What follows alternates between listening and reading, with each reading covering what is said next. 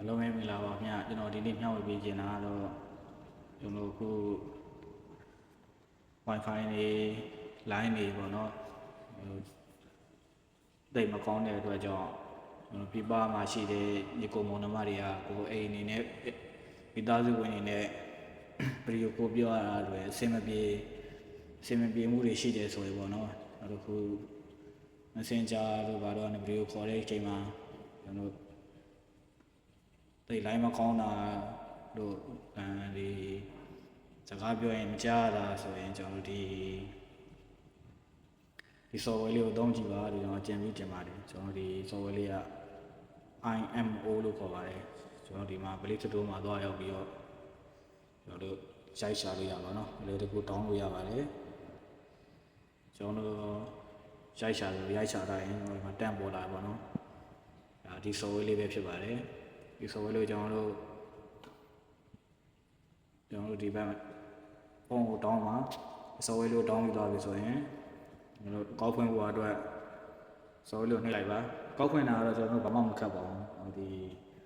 ကျွန်တော် Viber တို့ Telegram တို့ရှောက်သလိုပါပဲလိုလွယ်လေးပါဖုန်းနံပါတ်နဲ့ရှောက်လိုက်ရုံပါပဲခင်ဗျဒီပေါ်လာပြီဆိုရင်ပေါင်လေးကိုနှိပ်လိုက်ပါခင်ဗျဒါနှိပ်ပြီးပါပြီဆိုရင်ကျွန်တော်အပေါ်ဆုံးဟာလေးကိုနှိပ်လိုက်ပါအဲ့ဒါကျွန်တော်တို့ကဒီမှာကိုရီးယားမှာလားမလေးရှားမှာလားအဲ့လိုပေါ့နော်ဖုန်းနံပါတ်နဲ့မလေးရှားဖုန်းနံပါတ်နဲ့ဖွင့်ပေါ့စင်ကာပူဖုန်းနံပါတ်နဲ့ဖွင့်ထိုင်းဖုန်းနံပါတ်နဲ့ဖွင့်ဟိုကျွန်တော်ဒီမှာကိုယ့်ရဲ့ဖုန်းနံပါတ်ကိုရိုက်ထည့်လိုက်ပေါ့နော်ဒီရိုက်ထည့်ပြီးသားပြီဆိုရင်ကျွန်တော်တို့ဒီအမှန်ကြီးလေးကိုနှိပ်လိုက်ပါနှိပ်ပြီးသားပြီဆိုရင်ကျွန်တော်တို့ဒီက OK လေးကိုနှိပ်လိုက်ပေါ့โอเคလေးနှိပ်လိုက်ပြီဆိုရင်ကျွန်တော်ကဒါအဲ့ဆိုကျွန်တော်ကုတ်ဒီပါကြာလာပြီဆိုရင်ကုတ်ဒီပါနှိပ်လိုက်ပါကုတ်နံပါတ်တွေရိုက်ထည့်ပြီးတော့ကျွန်တော်တို့ကောက်ရသွားပြီပေါ့နော်ဒီမှာကျွန်တော်တို့ဒီမှာကုတ်ကြာလာတယ်ဆိုရင်ကုတ်နံပါတ်ကိုထည့်လိုက်ရင်ကျွန်တော်ဒီမှာကောက်ရသွားပြီပေါ့နော်ကောက်ရသွားပြီဆိုရင်ကျွန်တော်ဟိုဘက်မှာကျွန်တော်အိမ်ကိုရဲ့မိဘ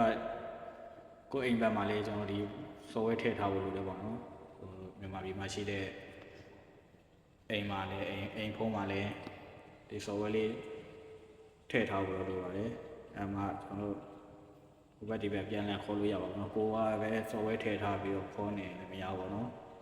အဲ့လိုမြန်မာပြည်မှာရှိတဲ့အိမ်ရဲ့ဖုန်းထဲမှာလေးဒီ software လေးကိုတောင်းကျွန်တော်ဒီဖုန်းနံပါတ်နဲ့ကောက်ဖွင့်လိုက်ရုံပါပဲအဲ့လိုဆိုရင်ကျွန်တော်တို့ဖုန်းပြောရလည်းအဆင်ပြေတယ်ပေါ့နော်တိတ်မထက်တော့ပါဘူးအဲကြောင့်မို့ကျွန်တော်ဒီဖုန်းပြောရတာလည်းအဆင်ပြေလို့ပေါ့နော်ပြန်လည်မျှဝေပေးတာပါစကားလေးတွေမှားတာလေးတွေမရှင်းတာလေးရှိတယ်ဆိုရင်လည်းကျွန်တော်နားလည်ပေးပါချို့မရှင်းတဲ့ကိစ္စတွေဆိုလည်းကျွန်တော်ပြန်လည်မေးမြန်းလို့ရပါတယ်ခင်ဗျကျေးဇူးအများကြီးတင်ပါတယ်အားလုံးအဆင်ပြေကြပါစေ